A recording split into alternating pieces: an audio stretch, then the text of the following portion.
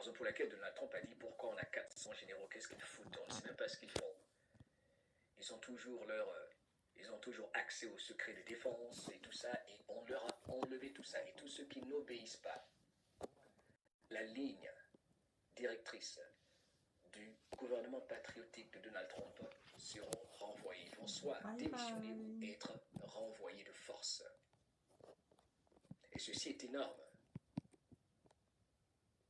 car c'est une sorte de contre-attaque de Donald Trump et de son brave ministre de la Défense, ministre du département de la guerre,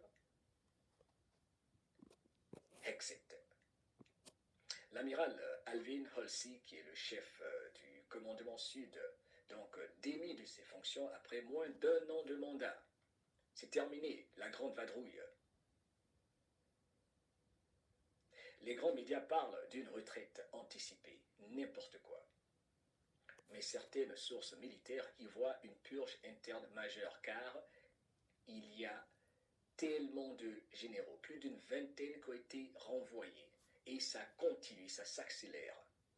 Selon des documents récemment déclassifiés par le ministre de la Guerre, Pete Hegseth, l'amiral aurait saboté plusieurs opérations de frappe ordonnées par le président Donald Trump contre des cartels opérant depuis le Venezuela.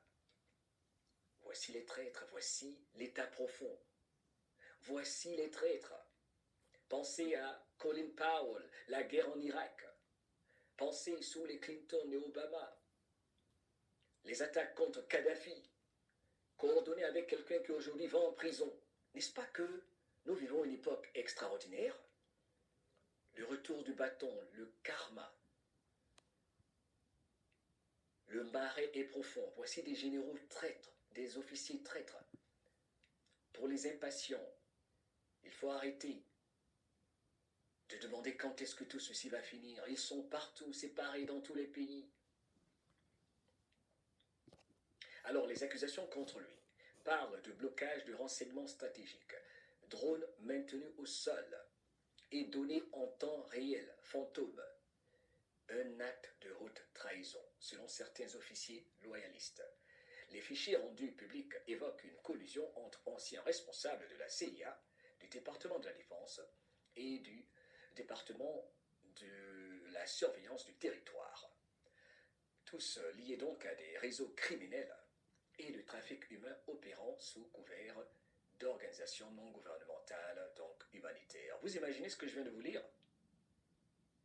Les fichiers rendus publics évoquent une collusion entre des anciens responsables de la CIA, du département de la Défense, du département du Homeland Security, tous liés à des réseaux criminels et cartels et de trafic humain opérant sous couvert d'organisations non gouvernementales.